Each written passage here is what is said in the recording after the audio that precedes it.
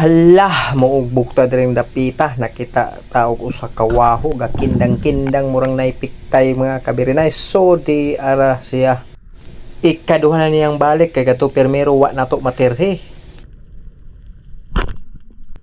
Di pwedeng mo kurog atong kamot aning higayon na.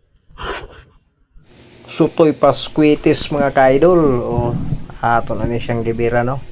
Maayo gini siyang pagkaigo, di na ni siya malaksi kay na lapos sa tunga-tungang bahin siyang lawas na babhang kalawasan ani mao ni title na atong video no, babhang kalawasan naigo sa double flapper. May importante kay ning double flapper kay para di masayang ang isda og di ara nakuha nato ang 8 kilograms na waho.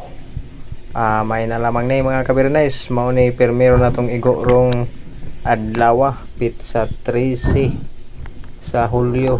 Daghan daing salamat no sa mga viewers o sa mga followers nga nagsunod kanunay sa atong video Ilawom sa Kadagatan, ug ayaw kalimot sa pagsunod o paglantaw sa kinabuhing dagatnon.